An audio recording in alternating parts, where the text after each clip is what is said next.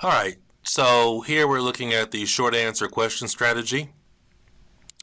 And we're going to be looking at what is the proper method that we have to use when we're doing a short answer question for the IELTS reading comprehension passages.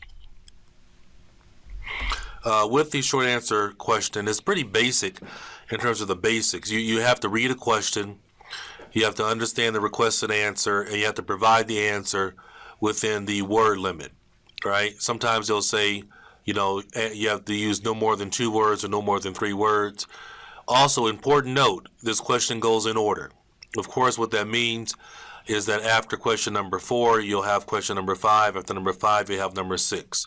So our short answer questions go in order, which is really, really helpful to do, as you saw earlier when we were doing the fill-in-the-blank question. Very, very good to understand that. This is what a short answer question looks like. All right, so, we have our 14, 15, 16, 17. That means these go in order, okay? They go in order. And as you see, the directions there say use no more than 2 words. Again, what that means is you can use 2 words or you can use 1 word, but you cannot put 3 words. If you put 3 words, then your answer is wrong. For example, if you put a small car, that's 3 words. A is a word, right? So just be aware of that, okay? Be aware of directions. So many students lose points because they can't follow simple directions. You have to follow simple directions when you're doing the exam. So, as I said earlier, with the short answer question, the question will go in order. That means that after number 14, you'll find number 15, and after that, you'll find number 16. All right, so it's very, very important that when you have a reading passage, that the first thing you do is you look and see, well, what kind of questions do I have? Normally, you're going to have 2 or 3 different types of questions. Normally, it's 3. Like you might have a yes, no, not given question, a short answer question type, and also have a paragraph location question. And so you know that your yes, no, not given question and your short answer questions go in order. So you will make sure you do those first, and then do the paragraph location question last. All right? You want to make sure that you keep that in mind. But yes, our short answer question that goes in order in terms of its questions. If you know where question number 2 is and where question number 4 is, that means you're going to find question number 3 in the middle. The first thing you want to do with a short answer question is you want to examine the questions and quickly decide which ones are the easiest to locate in the passage. These will be the questions to do in the set first. Right, so for example, when we look at these questions here, 14, 15, 16, and 17, probably the easiest 2 questions to do first are probably number 16 and 17. The reason why is number 16 has the word Australia and whale strandings. Australia is very easy to find. 17 is easy to find because of North Sea, right? So I would probably start with number 16 and 17. And then if I know where number 16 is, then I know number 15 and 14 are going to be before that. So it's very important to look at which questions are the easiest to do first when you're looking at a set of short answer questions, because you're being efficient is very, very important. A lot of students are not efficient when they're doing this. So the next thing you want to do in terms of step 2, after you have sorted out which questions you're going to do first, is you want to look at the question and choose the keywords from the question. These will usually be the primary subject, object, or the verb. Most likely it's going to be your subject or object that you're looking at. And you want to pay particular attention to names, dates, and other proper nouns, as those are easy to find. Step 3, you want to then take those keywords from the question, scan the passage for those keywords. You want to find the sentence that those keywords are coming from. In terms of understanding question design, what they're doing for the IELTS exam is they are looking at the reading passage. They're looking at a specific paragraph, and then they're looking at one sentence and creating a question from that one sentence. Or sometimes they will look at 2 sentences, and from those 2 sentences they will create one question by making a compound sentence or something like that. So you have to understand that's how they make questions for the exam. So you have to do the opposite of what they're doing. You have to look at the keywords in the question and then go to the passage and find the sentence that they took that question from. If you do that, you're always going to find the answer very fast. So to do well at IELTS in terms of reading, it's about your ability to scan. Step 4 in terms of answering the question. Answering the question is very, very straightforward. Once you find your keyword sentence, you want to go back and quickly read the question. You want to recognize or identify the specific answer they're looking for, and then locate that answer in the sentence. Okay? These are all the instructions all together on one page if you want to look at that, or freeze the video and look at all the instructions together. The short answer questions are really easy to do. The key things are to remember that the question goes in order, and you have to scan and locate the sentence that the question is coming from. These are great questions, and these are questions you can get a lot correct on. All right, so thanks a lot for listening to the strategy. And now let's go do some examples so you can see how it all works. Talk to you soon. All right. So now let's move on to our examples for the short answer question. The short answer question is similar to the fill the blank question in that it goes in order.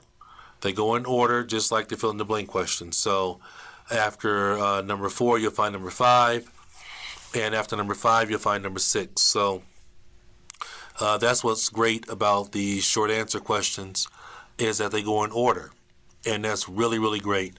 The same thing applies. We have to first look at our questions and decide which of the questions for the short answer are going to be the easiest to do first, because once you find that easiest to do and to find first, once you find that question or the questions, then you can pretty much line up where to find the other questions. If you know where number 3 is, you know numbers 2 and 1 have to be before it, and you know number 4 has to be after number 3. So that's what I mean by questions go in order.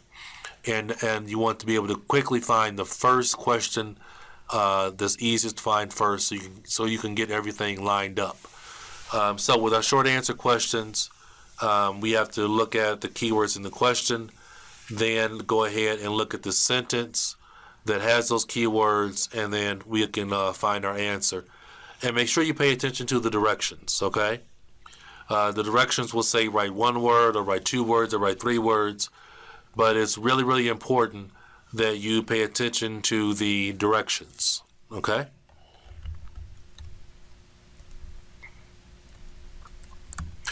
All right, so this comes from the Cambridge IELTS Book 10. Test 1, Reading Passage 1. Work again, Cambridge IELTS Book 10. I'm a big proponent of your getting these books. These are the best books to practice from. I don't work for Cambridge, so I'm not getting any profit from that. I just think that the books are great, and I think that you should buy them because those is important for you to learn the strategies and tactics that I'm teaching you. But then you have to make sure that you have the right materials to practice with. And if you're using other books from Barron's and other people, they don't know what they're doing in terms of writing their books. So that's what I recommend. All right, so let's take a look. Step Wells. Let's look at our questions. You don't have to read the passage first or look at the topic sentence. That doesn't matter. It's useless. Right? You do the questions that go in order first, and then do the questions that don't go in order. It's that simple. All right, so in looking at numbers 6, 7, and 8, the one that's going to be the easiest to find first is number 7, because it is capital word Rajasthan, which is a place, because it says southern Rajasthan. And I know that's probably bad pronunciation, but I'm trying. And then after we find number 7, we can find number 6, what the keywords are: shade, providing shade for people. The word stepwell we're going to see everywhere, so that's not really a key word. And for number 8, we're talking about frequent visitors nowadays. Nowadays means currently. But first, let's find number 7, the keyword southern Rajasthan. It says, what type of serious climatic event took place in southern Rajasthan. So when we find southern Rajasthan, we're looking for a serious climatic event.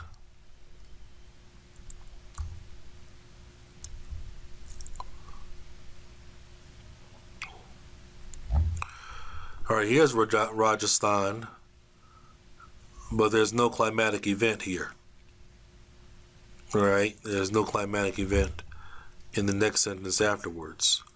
All right, so we need to keep checking because Rajasthan might appear more than once. All right, there's Rajasthan again. But again, in this sentence, you know, Rajasthan, but that's not what we're looking for, guys. Keep in mind, we're looking for what? Southern Rajasthan. Southern Rajasthan. That's really important to be aware of that. All right? I almost forgot when I was looking. Should be better than that. Here we go. Southern Rajasthan. All right, Southern Rajasthan. And we're looking for a climatic event. So that sentence says, their condition hasn't been helped by recent dry spells. Southern Rajasthan suffered an 8-year drought between 1996 and 2004. Answer is drought. There's Southern Rajasthan, and drought is a climatic event. So our answer will be drought. D-R-O-U-G-H-T. Drought, right there. That's our climatic event. All right, now let's look for number 6. We know it comes before number 7. We're looking for a sentence that talks about shade. It says, which part of some step wells provided shade for people?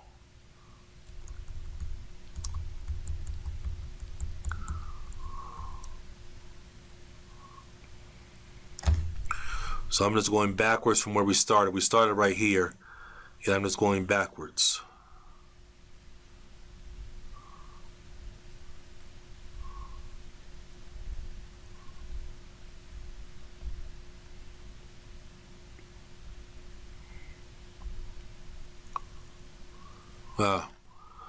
There's the word, sheltered.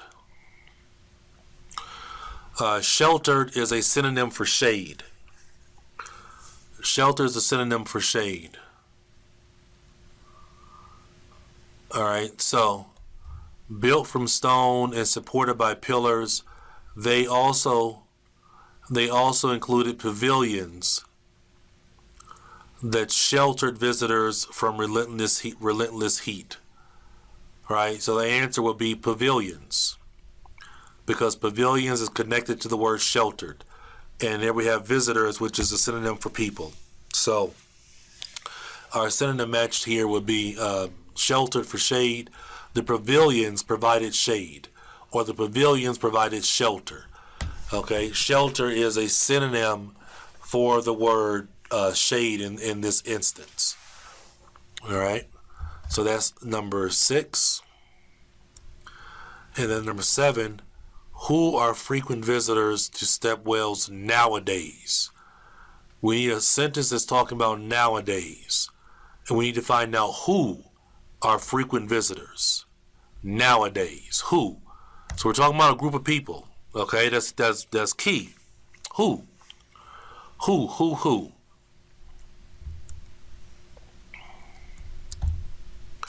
And I know it has to come after the sentence with Southern Rajasthan. So I'm looking for something about who are frequent visitors and nowadays.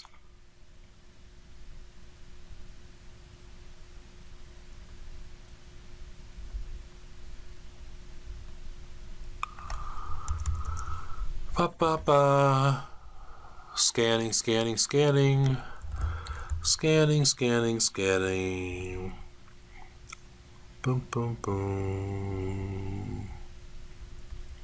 There we go. Today.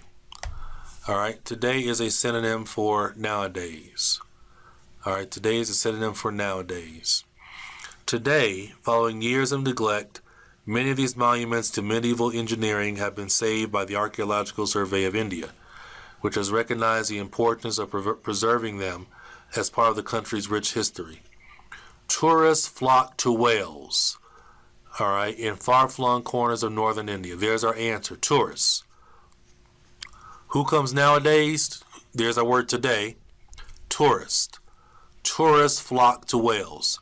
So here we have another situation or instance of them taking two sentences from the passage, taking information from two sentences in the passage and combining them into one sentence for a question.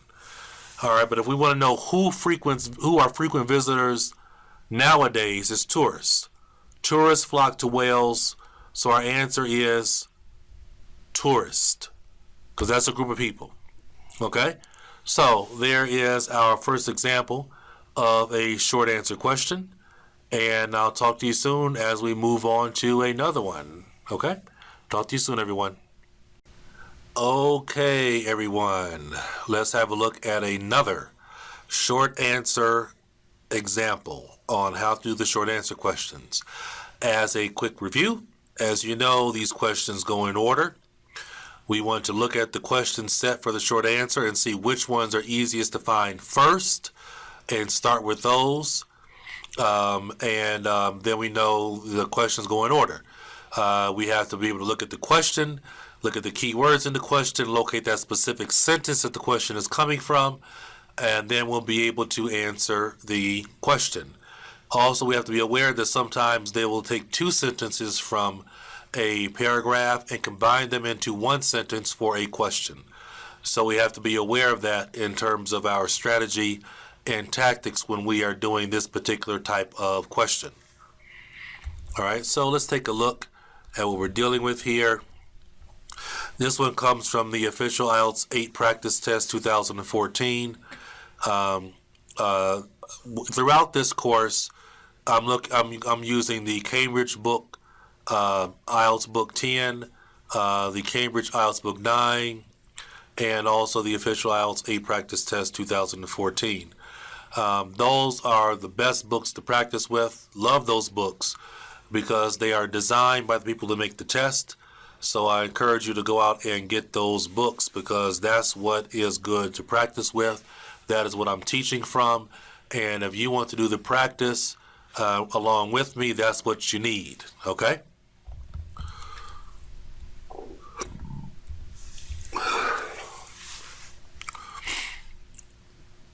The Dover Bronze Age boat. The Dover Bronze Age boat. So let's go immediately. You go immediately to the questions. You don't have to read the introduction or read the topic sentences of the paragraphs. It's a waste of time. Go right to the questions. They go in order. We start with those first. Here we're focusing on our short answer questions. So we have how far under the ground was the boat found? What natural material has been secured to the boat? What aspect of the boat was the focus of 2012 reconstruction? So when we look at numbers 10, 11, 12, and 13, when we look at 10, 11, 12, and 13, number 13 is going to be the easiest one to find first. Number 13 is going to be the easiest one to find first because it has a date. I'm sorry, number 12. Forgive me, number 12. 12 is the easiest to find first because it has a date, 2012. So what aspect of the boat was the focus of 2012 reconstruction? So let's look for that.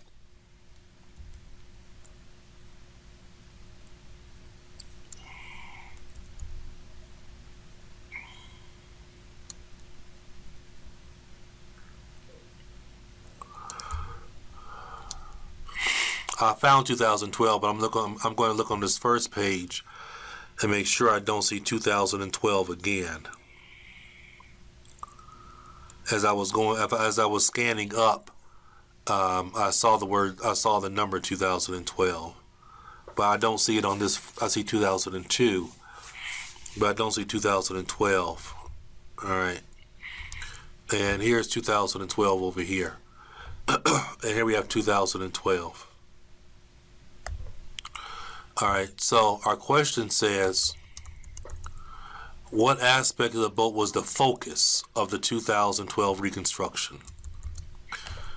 All right, so our answer is in this sentence right here, and I'll explain to you why. In 2012, however, the whole shape was at the center of the work, because the words center of the work are synonym for focus. The words center of the work are synonym for the words focus in the question. So our answer is whole shape. Whole shape was the focus. Whole shape was the center of the work. So it's all about being able to find that synonym language. So our answer for number 12 is whole shape. Okay. Now for the other ones, for numbers 10, 11, and 13, it is pretty much, they all are pretty much the same. There are no real words that stand out. So I'm going to go ahead and look at number 11 first. Number 11 says, what natural material have been secured to the boat to prevent water entering? Keywords here are, we need a natural material, boat, and also water. All right, that's key. Water entering. What natural material have been secured to the boat to prevent water entering? So I know it has to come before this.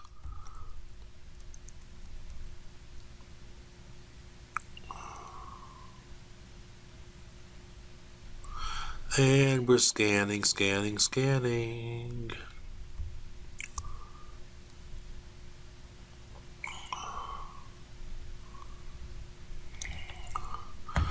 I scan faster going down from the beginning.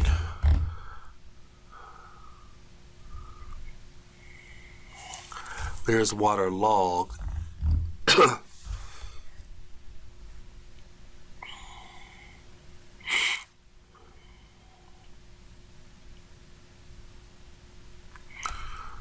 And you might find it before I do. Let's see if you can.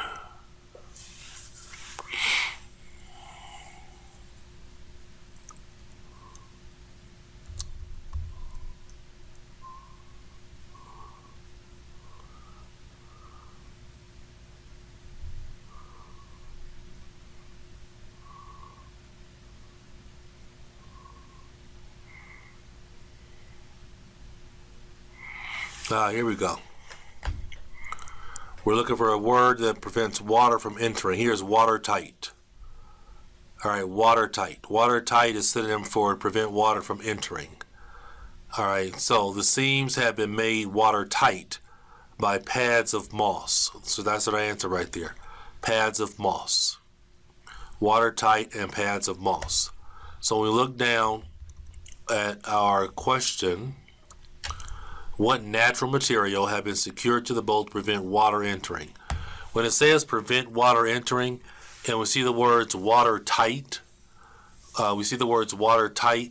that's prevent water from entering. That's our synonym language match. And then when we look at that sentence, we see the answer is pads of moss are what have been secured to prevent the water from entering. All right, now, number 10. How far under the ground was the boat found? How far under the ground was the boat found? Keywords are under the ground. All right, so we also know what's helpful with number 10. I guess I should have pointed this out to you. Now I see it actually. For number 10, what would have been the easiest thing to do also for number 10 is we know we're looking for a number, because it says how far under the ground. So we know we're looking for a number. And we know we're looking for a measurement. So actually number 10 was actually pretty easy to do properly.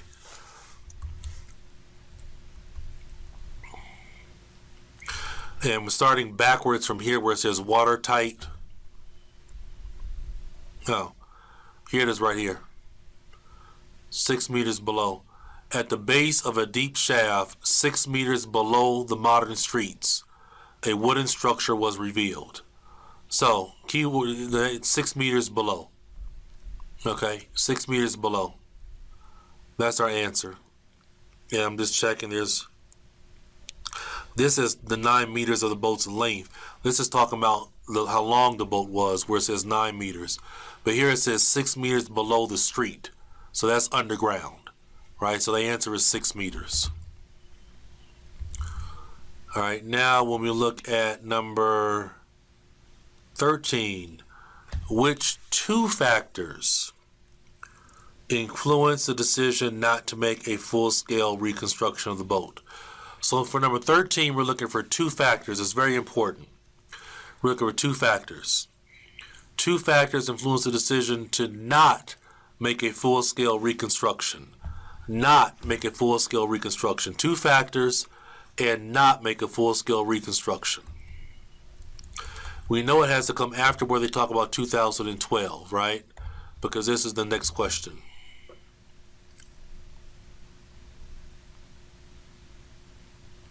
And we're scanning, and we're scanning.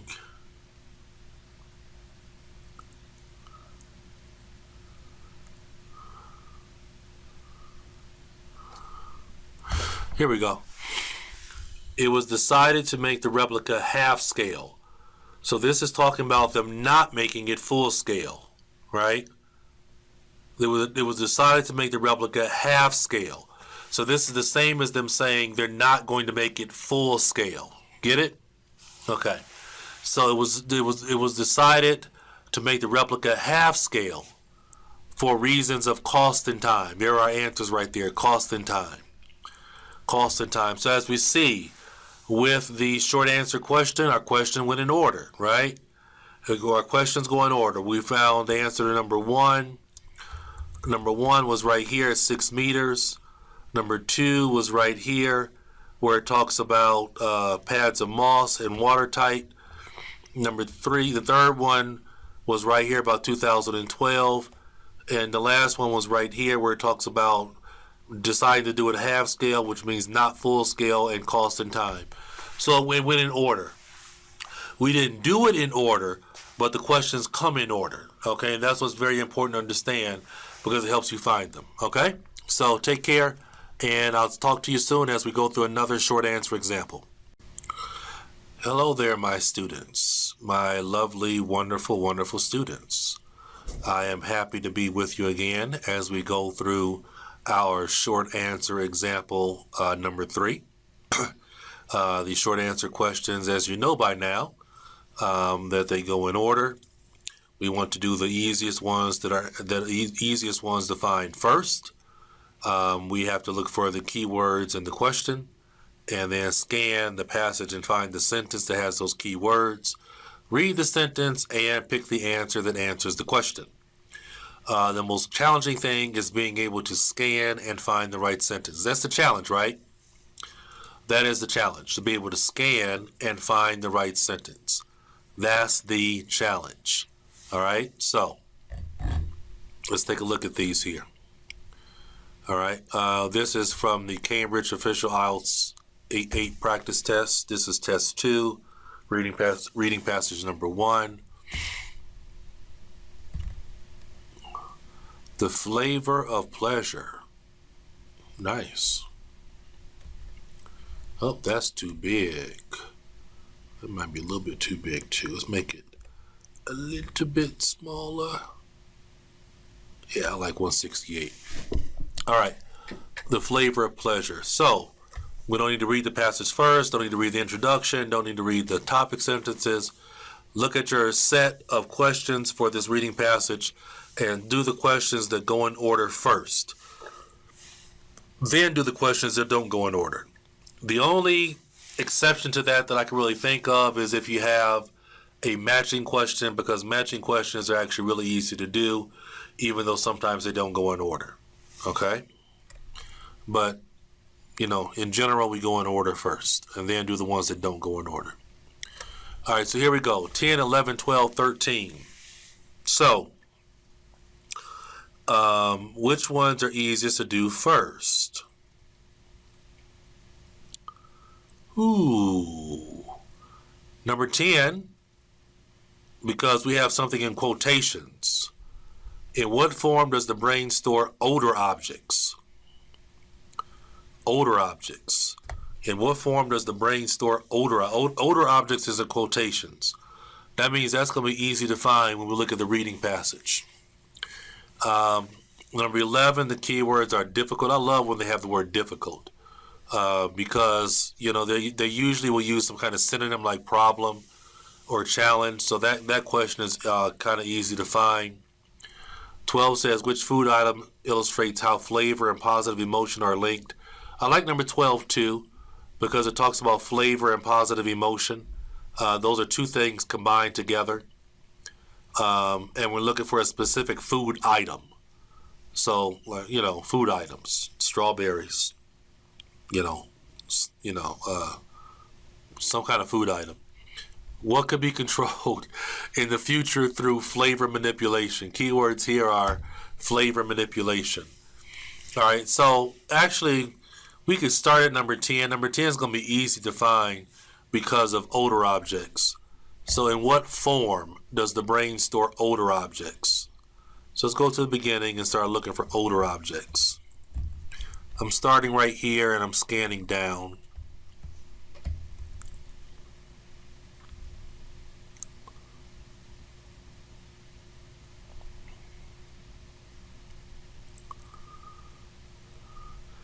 And we're scanning, and we're scanning. We're scanning and we're looking for odor objects.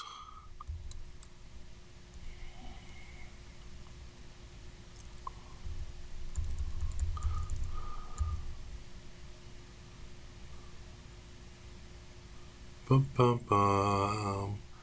I don't see it yet, but we're scanning for it. Oh, there it is. Odor objects. Alright, so smell stimuli form what Shepard terms odor objects, stored as memories. That's our answer right there, memories. Because it says in what form does the brain store odor objects? Alright, they're stored in the form of memories. Alright, so the answer to number 10 is memories. They're stored as memories. Now it's going to get easy because we're at the end of the reading passage and we're right here at this part right here. So that means number 11, 12, and 13 have to come after number 10. So that means I don't have to go backwards. I don't have to go backwards to the previous page. I don't have to, because this is a short answer question and it goes in order, right? It goes in order. So don't waste your time going backwards at this point. All right, number 11 has to come after number 10. 11 says, when seeing was difficult, what do we use our sense of smell to find? When seeing was difficult.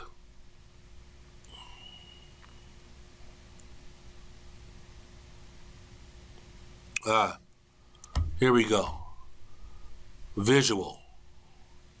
That's the same as seeing. And scarce. That's the same as difficult. That's our sentence. Like most animals, we drew on our sense of smell when visual information was scarce to single out prey. All right, when visual information, we drew on our sense of smell when visual information was scarce to single out prey.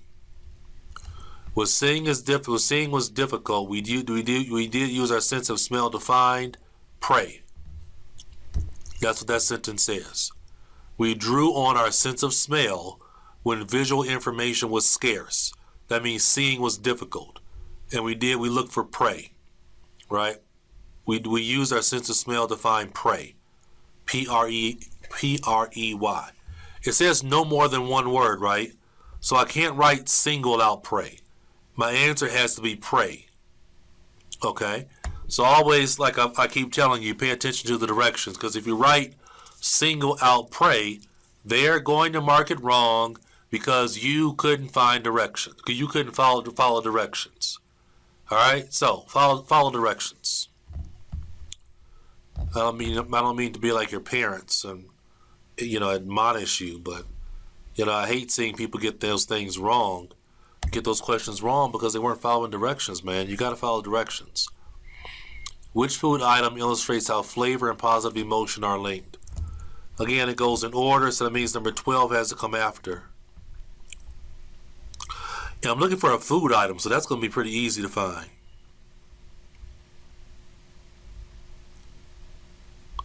Here, lemon. All right, lemon and chocolate. And it says, which food item illustrates how flavor and positive emotion are linked? Positive emotion. All right. Consider the response to the sharpness of a lemon and compare that with the face that is the welcoming, smooth wonder of chocolate. Answer is chocolate. Welcoming, smooth wonder. That's a positive emotion. Welcoming, smooth wonder. That's a synonym for saying positive emotion. So our answer is chocolate.